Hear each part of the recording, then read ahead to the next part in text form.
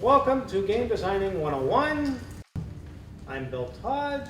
I have not designed the game, but I playtest a lot of them, and my name has appeared in the credits for some of them. Collateral Damage being probably the most prominent. And I will let these guys introduce themselves. All right, well, thank you, Bill. My name is Jeff Johnston. I'm up here at a panel of game designers, but trust me, I'm not that far removed from you guys, right? And so I'm hoping that after we talk a little bit, that if you guys are thinking about, making a game or doing something like that, that you, might be able to take that next step, whatever it is. But anyway, I served 20 years in the United States Air Force. I'm a defense contractor today, and so in my spare time, I do make games. I have a published game. It's called Toasted or Roasted. I don't have it today, but 5,000 copies of it is on a slow boat from China, and you should see it sometime in the spring. Today, I've been playing Moonquake Escape, which was a game I will talk a little bit about some of the mistakes I made in designing it, but a general process of how to do that. Sam? I'm Sam Liberty. I, by day, am the game writer for the Engagement Game Lab in Boston, where we do games for civic engagement. So we're doing games, for instance, in Africa about flood prediction, games to get people involved in city planning, in Detroit, and a number of others. We do mostly digital games, but some physical games when they're appropriate. In addition to that, I am one half of a design studio called Spoiled Fletch Games. The other half is sitting over there, but don't rush him like the Beatles or anything, just because he's on the public half. We've designed a bunch of different games. They're in various stages of completeness. We have a game called Gladiators that's coming out from Rio Grande. It's a deck building game with a betting mechanic, and a combat mechanic as well. We designed a game called Cluster Fight, which just finished up its Kickstarter and is available for pre-order from Game Salute. And we have a bunch of other games that are right now made of paper in our apartments. The man to my right. Thank you. So I'm Aerjen Tamminga. I'm basically the newest of the three to the game. I currently have 6 games. One is on Kickstarter together with Bob, my design partner. It's called Los Cthulhu Chidoras. We've been demoing it basically all day. Plan to release my second game, which is a game I designed by myself called Pleasant Dreams, probably March, April. Working together with somebody who has a lot of experience actually in running Kickstarters, and he's taking care of production and manufacturing for me, which is way more complicated than I thought it would be in the beginning, and we're finding that out during our own Kickstarter. In my daytime, I actually work as a psychologist, do research, and when I'm back in the Netherlands, I'm actually treating patients. So I either try and figure out how humans work when I work, or I try and design games, hopefully also tuning into how humans work, because that's what I think makes games fun. Yeah, so you'll notice there's no professional board game designers that are full-time board game designers on this side of the table. It's rare. Yeah, pretty much. I think we're all doing this because we really love basically tinkering, and also we think it would be cool if we actually have something in the shop that people can buy. Mm-hmm. What we want to do in this panel is go through sort of the steps that everybody goes through when they're making a game, give a couple of pointers, but mostly if you have any questions or comments, just like reach out. It's pretty small and intimate, so we'd love to just talk with you. And we'll talk a little bit about the pitfalls that we came across ourselves. Now we're starting with an assumption that, there's a lot of reasons that someone might design a game. They just might want to design it for fun, or they just might want to design it to play with their friends. But we're going to go with an assumption that eventually you want your game to be in a box on a shelf somewhere that will be available for purchase and all that. So we're kind of using that assumption to go forward with the panel. So maybe you want to talk a little bit about this one. Well, so just, how do you make a game? So first you start with your idea, and I think each of us can talk about the inspirations for, why we want to make a game. This was something that I thought about a number of years ago when I just decided I'd like to make a game. So I just thought, what were things I did with my family that I enjoyed, and I thought of camping, and what's a fun thing about camping, and I thought, well, toasting marshmallows. So how might you make a game out of that? Well, maybe I'm trying to toast my marshmallows and maybe create a campfire and toast, and maybe I'm trying to burn your marshmallows into little crispy, finishes, right? So, scratched out a few things on an idea, and then build a prototype, game test it, play it with a couple of people, and eventually it came to a point where you see that kind of final product. You kind of see, how things transformed in maybe an initial form, where, say, even in the final product, there's say not even a match, right? There's a fire starter because apparently some game companies are concerned that people playing games about matches might burn down the house and come back and be concerned about that. So basically, we were talking a little bit about, okay, you have that initial idea, and so you just gave that as an example, which is starting with theme. For me, I sometimes start with theme. Actually, most of the time start with theme. Sometimes with a mechanic. My game called I got a game called Leprechaun Slap, which is I wanted to do something with color mixing. How does color mixing work? And it's a kid's game where you're collecting rainbows. But I'm kind of curious whether you guys approach it the same way as well. Yeah, I mean, a lot of our games come from both angles, right? Inspiration can come from anywhere.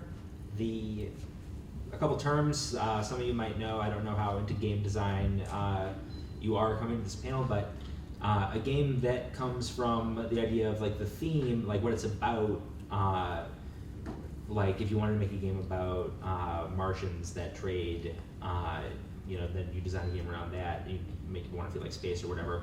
Is it top down? So you start with the idea about what it's about and then build mechanics that feel like that.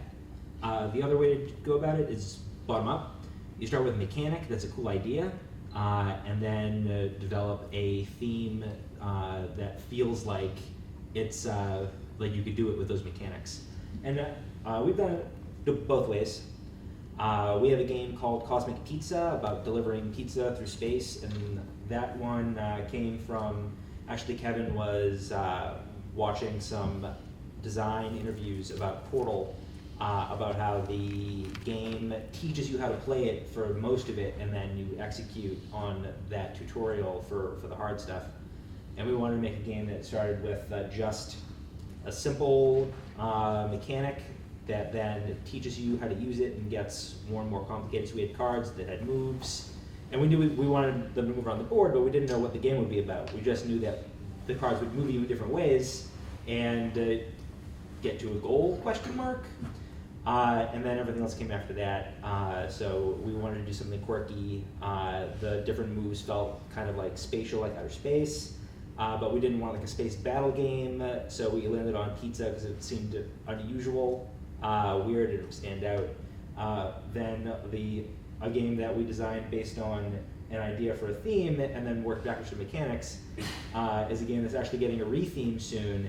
And that was a game called Grave Robbers Dilemma, where I read a news story about this is macabre, but I read a news story about a woman that was buried with a really valuable diamond necklace.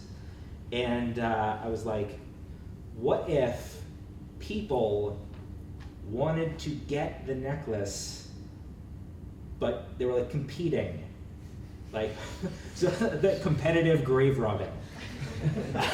So then I was like, well, how would you do that? How would it, like, it's a race to get there first, but you can't just get there. You have to get the things you need and put together your plan, and everything else was just mechanics to help realize that. And now it's a very mechanically strong game, and we're thinking about making it about like a safe cracking heist or something to make it more accessible.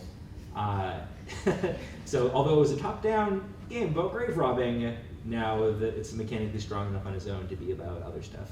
Yeah, and I think that's actually that retheming is something we probably all do quite a bit. Sure. I designed a game called Zombie Wants Cake. It's about how zombies have been misunderstood for years on end. And basically, usually every year around fall, you have a little zombie apocalypse. And what zombies want is not brains, zombie wants sweets. So both players are playing owners of a pastry shop, and you're trying to prevent the zombies from invading your pastry shop because they're kind of smelly, so you won't have any other customers if they come into your pastry shop. Which originally the game design partner I was doing this with, we had a lot of fun with it, and we thought it worked great, and the mechanics make sense within the theme itself.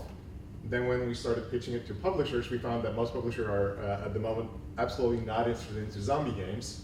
So now it's rethemed as Pixel Invaders, where you actually have different alien races vying for the same planet. So exactly the same game, just different art and different theme. Yeah, it's nice when you come up with a mechanic that you feel is your own, and you can do that. So I've had some experience with this. The Moonquake Escape, it's a little part of it's displayed there. That was a mechanic that I brought to a sci-fi theme, but then started adding more complexity. So it took a very simple game, and that was the original inspiration of that. Was a simple track that the original game had a simple track moving for. Well, what if you were on that track and the track moved? And so it just that was version 0.3 of the version that added more and more spinning moons, the other things. So just the other kind of inspirational things that might come along. I also had a challenge. I'm still trying to finish this game, but it was just simply the name. The name, I can make a game out of it. So my wife had just thrown out Crooks and Grannies, right? She had just somehow said that in conversation. So I can make a game about that. So there has been a radioactive accident at the old folks' home. And now the super grannies are on the street trying to foil your job of becoming the kingpin of the city's crime. So that's the theme of the game. Now, I still haven't figured out how to make it yet, okay? I'm still working on that, okay? But we'll do that. You would play that. All right, so you have your idea for a game. The ideas are very easy to have. It's the execution that hangs people up. So I guess we should talk a little bit about how to actually put something on paper and actually play it. And we have the varying, we're not a hive mind. We have different ideas about how to do it, but my recommendation is to put something on paper right away in the simplest form imaginable, and jump on it. Oh, did you want to talk about? Oh, so I thought that would be an example of that. It's a good example, yeah. So some of you might have played Los Cthulhu Chudores, Elder Things in the Wrestling Ring. It's basically Cthulhu in spandex and goes crazy with wrestling moves. So this is pretty close to the finished artwork. But as you can see on the left, that's how we started out. We just ripped up index cards and used those as counters for either cultists or ooze. Like the white ones are there's nothing happening yet. The orange and the pink big ones in the corner are cultists. Let me actually do this. That's way easier. So these are cultists, which are actually these little guys. Ripped up pieces are ooze, which becomes this later on. Early on, Bob made origami squids, so we have been playing with that from the beginning. That goes a little against what we were saying about or propagating. Jump into it as soon as possible. You don't need art. Basically, you spend more than 30, 60 seconds on a card, you're doing it wrong. Just try things out as fast as possible and iterate. Use what you have, cannibalize other games, use playing cards, come up with a game, invent 4 abilities for it. There's 4 suits in a deck of playing cards. Your deck has cards, you already have cards, you can abstract them in mechanics just based on whatever. And this is a good example, just using whatever you have, cut it up, and just to see if your main idea even works. And we call that a proof of concept. I have an idea, people competing for pie. Here's how I would represent it. Mock it up really quick so it looks like this. Play it with your closest buddy or someone that you don't mind seeing your ugly, quick prototype, or even do it yourself and just go through. And if it feels fun, you have something, and then you can start building it out. And we're talking about 3 broad phases of this prototyping. Right, and that initial prototype, it might not be completely fun there, but you might find, you know, one element of the game that's fun, right? And so, you know, okay, I need to preserve that. You know, we talked about getting your friend together. Some people, you know, even if you don't have a friend at that point in the process, you can, you know, play yourself, right, and do that. Or sometimes I've even written out a little artificial intelligence. This player will always do this first, and this one will always do that. And just to see, you know, are the concepts of the game coming together enough before you take it and find a couple other people that you want to play it with. Yeah, and so basically about prototyping, or saying like start simple and look around. Like for example, I think Jeff, that's you, right? Being a fan of Ed Emberley. Yes, I don't know if you're familiar with him, but you know, if you need to whip something up, I've got a lot of square-faced criminals in my program. Can you explain that a little more? Oh, actually, so if you're not familiar with Ed Emberley, he basically uses squares, lines, arcs, and takes you, gives you maybe an 8-step sequence, and you've now got a dragon. And so they'll make a world. Everything that you see pictured on there are just made with simple things, and he just shows, you know, add these 2 dots and that smile, add that and that, and so he's got quite a series out there. And I think that's sort of where Jeff and me differ a little bit in terms of how fast we want to add art. I'm a big fan of actually basically using free vector art. So there are 2 websites I use a lot. One is GameIcons.net. Got, well, apparently 1,238 free icons, which are great for using games. All Silhouettes has all kinds of different topics, also vector images. It's really easy to put it on a card and basically try and get across either a feel or have the look of the cards convey a little bit about how the game should work. It is, for me, adding the first layer of art is all about usability, about making it easier for the player to understand what he or she should do as good a tutorial, as it were. Although I started with like literally like you saw in the index cards, pen and paper, but Jeff is a little different. I'm a little bit different, and I think maybe why is because the group that I usually do my first play testing is a group of like you, right? And you know, and they're usually my nephews and nieces, and if I bring them a couple of cards and say let's play a game, they're just going to walk away. So I need to make enough of a prototype that I can entice them and keep them there. So you know, that's why I try to make it a little bit more real before I bring it to that group, and that's just you know, just who my playtesters are. And so finding those you know, playtesters that can help you out in the earliest stages, very helpful, very beneficial to your game design. So the image on the screen right now is a mid, timescale-wise, a mid-level prototype of Gladiators. The very first one, we just did playing cards. That was a long time ago. Then this version has some pilfered art, some graphic design. These are printed on business cards like you can buy at Staples and print in your home printer, which is what we did and what we do a lot. The coins, we actually bought these cheap plastic Roman coins, which are a little thin, but add a lot of good, you know, a tactile quality and a thematic quality. And you can see those chips, like those are the victory points. When it finally gets its final art, it's going to be glossy poker-sized cards. It's going to be like a professional artist drew all the art, like did all the board. That's not your job, game designers. Your job is to make a game that works and a prototype that people that you meet will actually be able to use. So like there's minimal graphic design here. You have like that big red number because that's a very important part of the card. They have names. The version right after this has even more pilfered art to show, which we added for usability, not because we think that people will have more fun if they see pretty pictures, but because it's easier to recognize a picture of a guy with a sword upside down 6 feet away on the other end of the table than it is to like notice that it happens to say Spatha, especially because not all Spathas have the same big red number on them, but they'll all have that image, which makes it easier to identify. So like usability and let the artist work with art. Yeah, and so sticking with prototyping for a second, although I also want to talk a little bit about playtesting as well. Yeah, you got this one.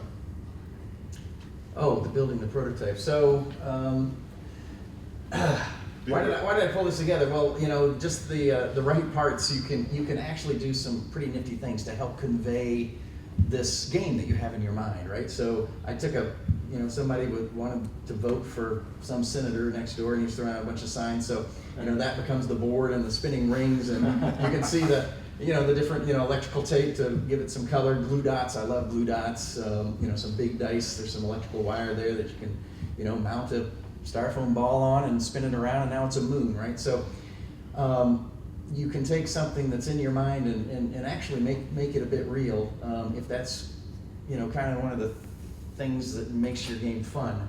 I'm going to test a hypothesis with you guys throughout this thing. Sure. A game needs 4 things, right? It needs to be fun, and then it needs 3 other things. Okay, and I think each game is going to have, those. It feels like a compare. Kind of the 3 things. I don't, it's going to He be didn't different tell for us everybody. about this 4 things before this This started. is something I'm just thinking of. We're in the dark just like you. I'm very excited to hear what the other 3 are. Well, but each game will be 3 different things, right? Okay. Okay. So, with your wrestling game, to me, I don't know, there's something about that origami, there's something about the whole absurdity that these guys are wrestling in these tights, that's 1, okay? Plus it's fun, right? So, and 2 more, right? So I'll have many ideas, like that Crooks and Grannies game, right? Okay, I got a name. Okay, that's 1, right? I sat down with my kids and I said, let's play a game. What would a super granny do? Okay, well, she's either gonna smother you with her grandmotherly love, or she's going to use her super granny fighting powers, right? And so we just came up with all sorts of things, right? So, she's gonna show you her family photo. Okay, that's grandmotherly love, right? Or she's gonna be in her, leotard outfit and doing that, and where the ninja stars. And we just had a great time, just doing that. But, okay, so that's 2 on that one, right? But anyway, just as we go through, I don't know. Just seems like when you get to 4, you've got a game. So you're saying okay? any 4 Any things, 4, no it could 4 be- specific things. Well, it just needs to be firing on at least 4 cylinders. It's got to be fun. Sure. So I think. Well, what does that mean, 3 though? other things? Well, yeah. I don't know what it means, but it's a rule of thumb. If you're like working on your game and you say this has got 3 great things about it, but something's missing, then maybe my hypothesis. So I would might want to argue that it's not fun. That's the core element you need. Engagement. I like Pleasant Dreams. So Pleasant Dreams is a card game I made. It's about it's 1 or 2 player game, and you're trying to move through a dream without it becoming a nightmare, and usually does. But Much like game design. Much like game design. So when my wife first played it, she was playing the 1-player game. She lost very fast, which frustrated the heck out of her.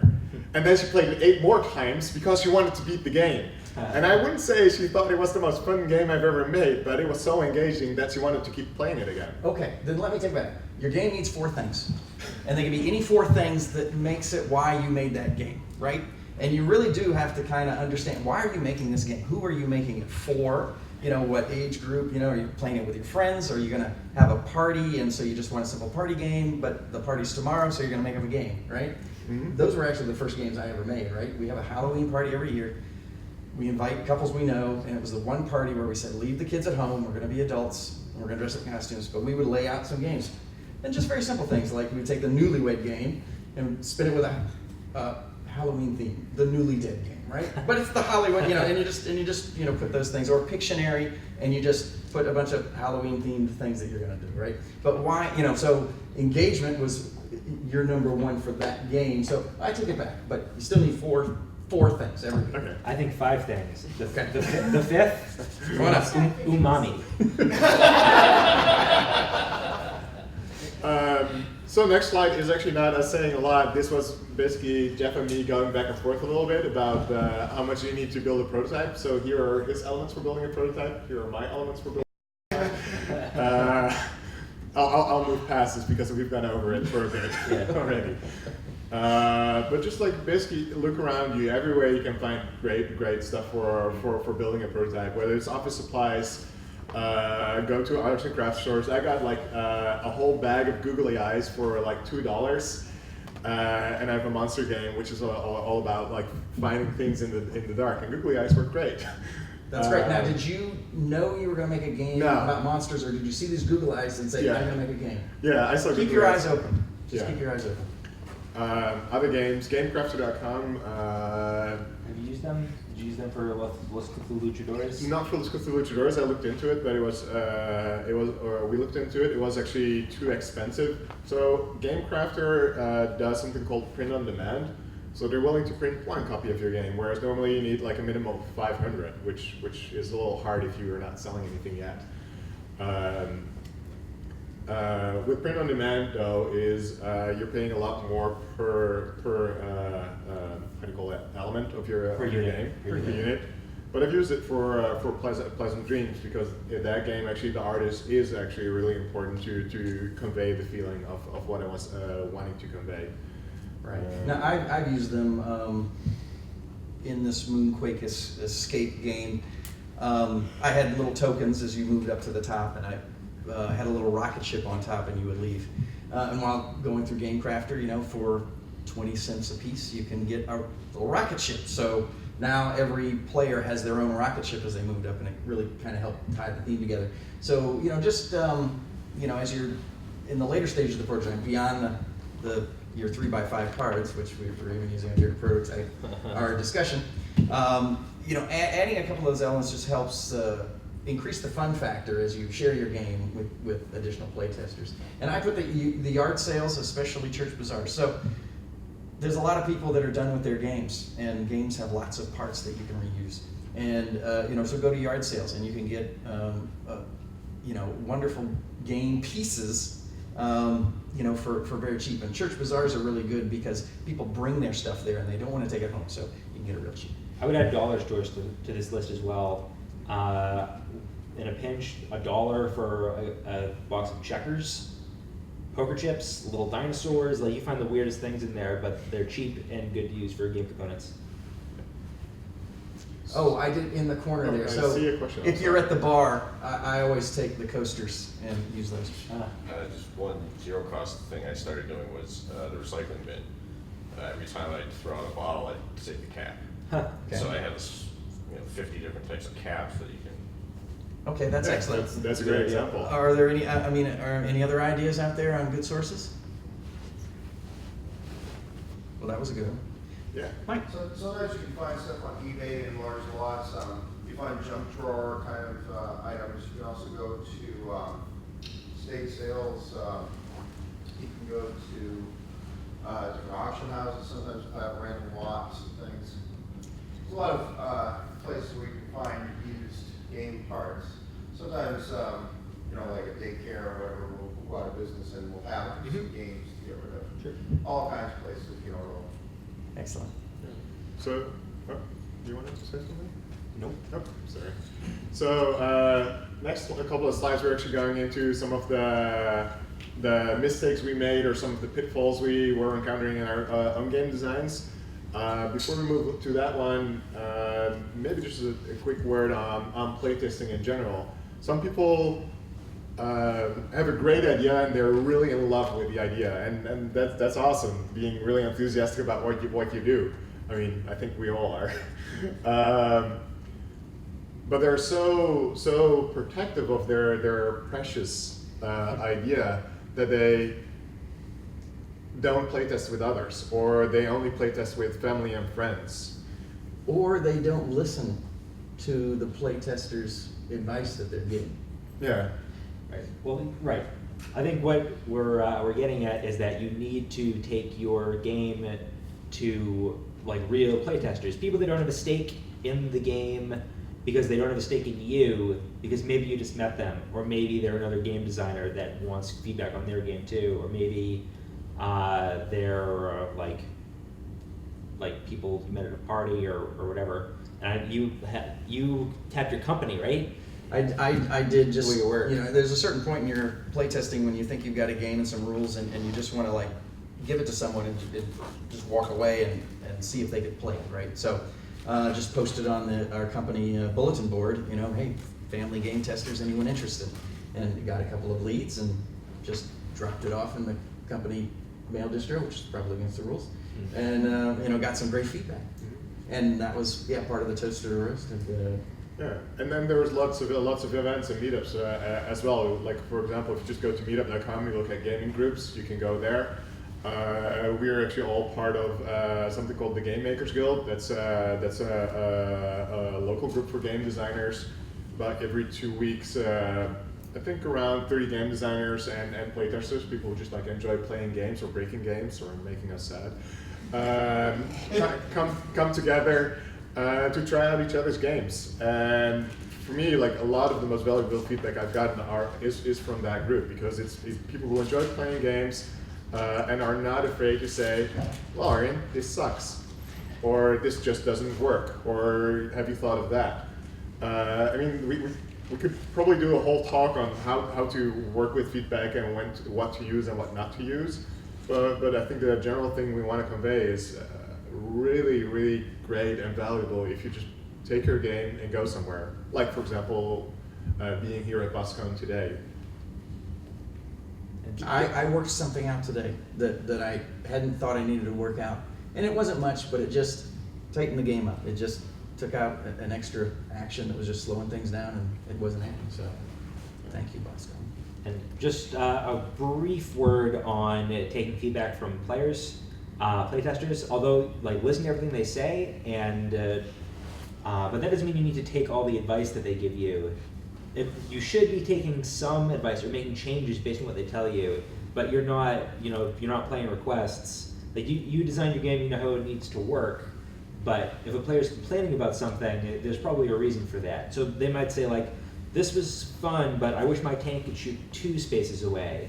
And like, well, you know that if your tank shot 2 spaces away, that would break the game because this, and this. It would never move or whatever. But like, why did they feel like their range should be increased? Is it just because it would have helped them in a situation? Or is it because maybe the map is too big? Or maybe it's compared to another unit, it felt like it should be longer. And maybe there's a way that you can change it and tweak it to satisfy what the player really wanted, even if you're not satisfying what they said. And that's a learned skill that you'll pick up through repeated playtests and designing and playing other games. And observing people playing your games. Yes. So many of these observations that come back from the playtesting are not stated by the playtesters.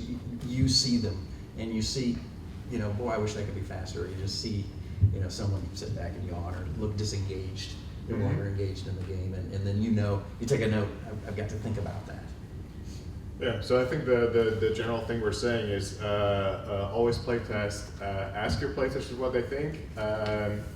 I generally try not to argue, which sometimes is hard, but just like say thanks and make a note of it. And you like later on when you're at home, you just like try and think things over and figure out whether you want to use it and what it was they were actually telling you. So getting to game design mistakes. Okay, so game design mistakes. Now these are not all the mistakes you can make, but almost all of them I've made in this particular game. So Moonquakes Escape, you've seen a couple of pictures of it, and some of you might have had a chance to play. If not, I'll be right out there because I don't think the snow's letting us leave. In this game, the game mechanic, you've got some energy or charges. It's the money, it's the resources of the game. In fact, early playtesting didn't really even have that concept until someone said, you know what, you're really doing energy and resources, and that became a battery in this thing. And Moonquakes, the moving of this board, and that was central to what I thought was going to be a key aspect of making this game unique and different and kind of fun. So I had a lot of focus on that. And so everybody was rolling, and everybody was moving the board, and everybody was doing this, and it was going around and around and around, and I had 6 people playing it at once, and they were just, we couldn't get to the part of the game where you actually, like have the real fun, which is beyond that. So that was, too many actions in a turn, too many things that were allowing other players to not be engaged. So as one player was doing something, the rest of the players were watching. So that was an engagement error there. I had a notion that these criminals were trying to make their way up this map, and if they ever got in the same space, well, certainly they'd have to duke it out. Well, then I saw that while two guys were duking it out way down at the bottom, one guy's sneaking up the other side, he gets in the rocket and leaves while these guys are duking out. So I said, well, okay, well, if you're duking it out, maybe if somebody's ahead of you, you could have a temporary truce and shoot at him, the enemy, my enemy. So as soon as you start making rules about your rules, you probably got the wrong rule. And I actually got challenged by a playtester saying, in another thing, he said, you put me together with this guy, I don't want to shoot him, right? That's not my, I wanted to have a choice, right? And your rule is making me do this. I want to choose not to do this. And I fought him on that, because hey, these are criminals, you have to. And I stood back and I took it, and that was actually, one of the more very beneficial changes made to the game was, kind of looking at a couple of projects, and so now, it doesn't matter, right? And it didn't take away from the game, and it tightened up the thing, and there's no rules about that anymore, and so there's less to remember, and you just get at the fun. You get to the fun parts quicker. And the turn order, just to kind of, if you got a board that's moving and guards that are in it, and just a lot to organize. And at different stages of the games, I would do this part and that part, and after lots of play testing and just observing and people forgetting about what's next. In fact, I needed a way to remember whose turn it was, and that's how that little spinning moon came about. So, let's just have a moon that moves around. It was going to be just a little token to move, but heck, I pulled out those wire cutters and created that thing. So, and then from there, the next step was just, well, let's make that part of the game and actually affects how many charges you get per turn. And number of dice, 5 dice, and I got clever with, reducing the number of dice rolls. So I used to have a die for each level, roll the red die, you could actually be clever and code that on one die. So, but someone said, it used to be levels 1, 2, 3. Why, level 1, red, why not give them colors? Brilliant. Okay, I love playtesters. And I had this concept of guards, and it was just kind of tucked in a corner, so people just kept forgetting about the rules, but I really love the guards, and they remain in it. But well, how did let's give it a focus, right? So just gave them a focused phase. So different ways of correct. So some of these are the mistake and how I remedied them, but there's simplified in the end, right? Keep the things that are fun, make it simple. And get down to the core of what you're trying to do, and usually you can suffer to lose those things you thought were neat. And maybe you can move into the expansion pack. That's very popular, by the way. If you're designing a game and you actually don't really want to get rid of something, then it's like, okay, it will be the expansion. People do that a lot on Kickstarter as well, by the way. So yeah. But then they released the expansion with the game as a bonus add-on. Yeah. So it was too complicated for the game, but now you have it anyway. Yeah. So yeah, simplify and clarify, you're saying, and I think I'm saying focus on the core is saying virtually the same thing, and it might be sort of a theme for, I would say, most game designers. We apparently love to make things more complex because it's more similar to the thing you're simulating. You're making it more real. Yes. But you're making it complicated, and people don't like that necessarily. I mean, there are the exceptions. You do have the 4-hour games or the 10-hour games, but we're basically all trying to make games for, like, I don't know, 60 minutes max, if we stretch it, 2 hours. So, Los Cthulhuchadores, so 3 things I want to talk about for a second, going in reverse order, because why not? You're breaking the rules. Yeah. Okay. Apparently I did it wrong. So this game is a very fast and easy to learn game. At least that's the intention. So in Los Cthulhuchadores, you're both elder gods wrestling each other. And okay, going back to the start anyway. The game mechanic is as simple as rock, paper, scissors. You're either shambling, moving around, or you're trying to grapple and deal damage, or you're trying to counter somebody from grappling. In the beginning, for some reason, players couldn't remember which one of these 3 beat the other. And for us, being the game designers, it was so clear. You only have 3 things to remember. And we were in the beginning hesitant to make changes to accommodate the players, which I would say is a big mistake in game design, like ignoring that your players are struggling with something that you think is clear. We didn't wait too long, but one of the first things we just like, okay, let's make it a bit more visual. So we have just a big wheel with arrows saying like, this one wins from this, wins from this, wins from this. That's all it needed, and everybody's clear on it. Taunting in our game, it's very important to, I would say that is almost the core of the game. If you win in the rock, paper, scissors match, you get 5 seconds to make your opponent laugh. If you get your opponent to smile a little bit, just like that, you get a bonus in the game. And if people get into it, the enjoyment, the fun factor you were talking about, just like skyrockets. That's element number 3 of your game. Sure. But in the beginning, we were like, well, we don't want to burden people with that because it is like, if you feel a little uncomfortable, it might be a little hard. So we made it an optional rule. We didn't immediately introduce it when playtesting. It was like, let's first try out sort of the basics of the game and then do that. After we decided to, you know what, we actually really like this. We're just going to muscle through it, and we're just going to always do that. About 80–90% of everybody who playtests the game gets into it, does it in his or her own way. Some people crack jokes, some people do really visual things, and some people just have a deadpan face, which makes me giggle. I'm bad at my own game. The last one was something we had in the beginning. We had, next to the 3 basic moves, we had one called Charge. And the idea was if in one turn somebody plays move, they're already ramping up to run, and then the next turn they can charge. But then you need to remember what you played in the last turn. Well, everything we have in the game is so simple as like you look at your hand, you try not with your opponent, you look them in the eye, it's like you play something. And now we suddenly added this sort of extra cognitive challenge, which we thought was a slight one, because you remember one card. But as soon as you play with 3 or 4 players, it becomes actually burdensome. So we removed it from the game. So basically, focusing on the core is stripping away things and highlighting what is working well and what is actually the most enjoyable thing, and also not being afraid to try it out. Okay, Gladiators is a deck building game. If you've ever played a deck building game, you know how valuable it is to remove cards from your deck that are bad and you don't want anymore. We used to have this thing called offerings, which is a thing that you could purchase just like any other card in the game that burns a card out of your deck. And we had the game end when the offerings were gone. That was one of the game end conditions. But it was clunky to have this stack of them. It was weird.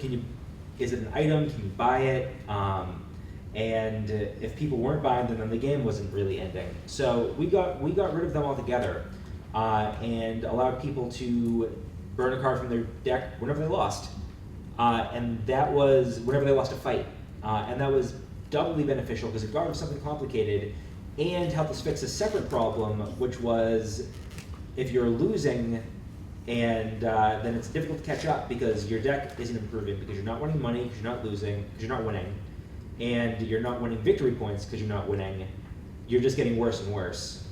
This was a catch-up mechanic and a simplification at once. So these fixes that kill 2 birds with 1 stone or 3 birds with 1 stone are generally winners. And generally one of the 4 things.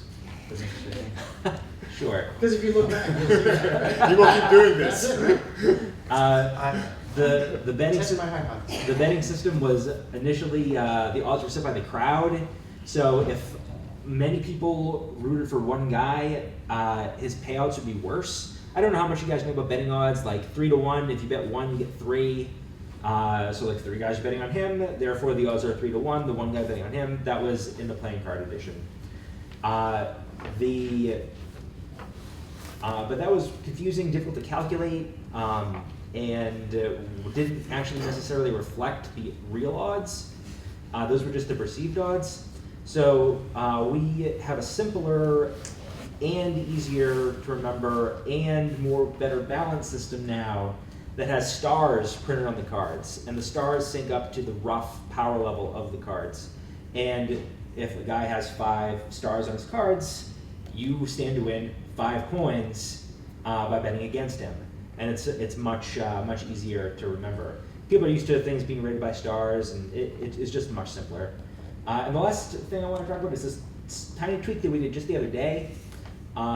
We have a card called Glorious Gouge, which is a technique card, which is supposed to simulate like an amazing move that just looks glorious. And it's a medium strength card, but the glory of the move hands out more coins. Like people like throw money at you just for doing it, and the people that bet on you also will get money for you doing it. But it used to increase your payout. So you have those cards, your opponent has stars, you play the Glorious Gouge, and it's like simulating extra stars in their cards. But then, similar to what he was saying before, you had to remember, all right, how many Glorious Gouges did he play? All right, so it's 2 for each one, and adding them up, and it was more complicated. Also, multiple ones stacking up, and being able to bet twice doubles that, and it's 2 coins and doubled, and there's 2 of them, so it's quadrupled, and it added a lot of extra coins to the system. So this, now, we reduced the number of coins and made it instantaneous. You play the card, everyone that bet you gets a coin. You don't have to remember you did it, and it just works super simple. Question? No? Okay. That's it. Make the rules intuitive, make them seem like they should always be that way. Oh, we're doing some shameless plugs. Hey! That wasn't what we were doing the whole time? And this one we'll do about time. How much time do we have? We got 4 minutes. 4 minutes. Oh, maybe we want to do questions? Right, so we'll leave the shameless plugs up there. You all can read. And yeah, so questions. And then we've also got many times that we didn't talk about. We won't have time, but I think questions we can. So on a game like Gladiator, you mentioned how you're using the stars to equate relative power. Mm-hmm. How much, and I guess to all of you, how much do you do like statistical balancing in Excel or some other device? That was the thing I was going to say we didn't talk about. Rather than say, well, we didn't talk about it, what do you do? Yeah, So that is something that we've used. I don't think we didn't use statistics on Gladiators, but we've used it on other games.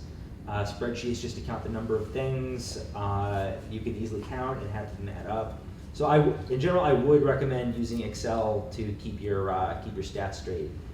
I do a lot of modeling before I do the testing to see if you've got the right ratio, and it does help. But then you need to actually then play it and see if it really works out. You know, sometimes the ratios are just perfect, but you know the card mix might not be the same. But I use spreadsheets quite a bit to analyze the resources against the the scenarios on how I'm going to spend them, and is there enough. So in that Moonquake game, it's kind of got a nice balance in there, but that started through demonstrating through a spreadsheet. I also use Excel or stats, but I actually like to first throw together just like a whole bunch of cards or a whole bunch of components, play it once, to sort of get an initial feel for where do I think this needs to go. So I play that a couple of times, and then I start putting things into Excel and tweaking. But there's this weird thing which goes on with balance. I don't know for you guys. I accidentally oftentimes make things which are more Euro games, which means a more indirect conflict and more balanced usually than some of the nicely said American games or also thematic games. Thematic That's games. the polite term now. Thank you. In Europe we call them Ameritrash. Meaning it's actually just like very rich in theme, but sometimes lacking in clean mechanics. But so one of the things which happens with me from time to time is that I balance things so much that it becomes less interesting. So I don't know whether you run into that, and if so, how you. Well, first I'd just like to say we are sending Aerjen back to Europe. So we'll be done with him. Yeah. So right. I use the spreadsheet to think I'm close, and then start observing through playtests. Well, one thing I think there's something to say for asymmetry, purposely making something unbalanced to cause a flurry of decisions. Good. Since you said in your Gladiator game, the stars measure basically the power of the opponent, Wouldn't it maybe make more sense to have them be like little swords or something? Since it's power and it's a fighting game, so it might make more sense to do something more related to fighting. Sure, that's a perfectly fine idea. We think a lot about what icons mean and try to pick the right ones for right things. We have swords that show a weapon and not an armor like a shield. The legit power of the card, how much damage it deals, is a giant red number, and we wanted something that counted the number of coins that was distinct from the icons that represent the card types themselves. So we went with stars. Somebody recently said, well, they should be coins because they're how many coins you'll win, which is a good idea too. But we also have a giant coin on the card that shows how much it costs to buy it in the first place. That doesn't mean that they're going to be stars when it finally gets published, but it's something that we think about. We're being signaled. I think we're getting. But now your idea is just in our mind, and whether we use it that way or another way, we just love that kind of feedback from playtesters.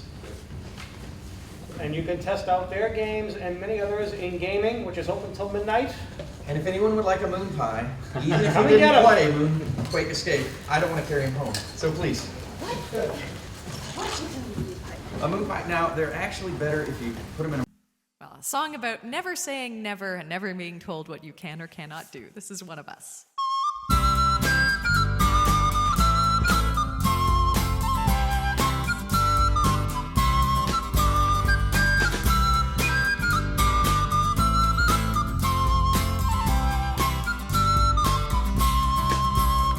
Before I got to fighting, or when fighting got to me, I looked to find examples on the field of chivalry, and I saw mighty arms, much stronger than my arms could ever be. So I thought perhaps that field was not for me.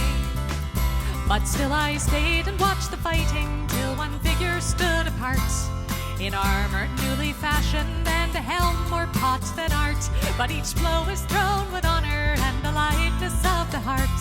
So I took that step which soon became a start. 'Cause she was not the biggest fighter, nor one to raise a fuss, but I remember being proud that she was one of us. And we might never stand together in a shield wall side by side. Because of her I lift my sword with pride.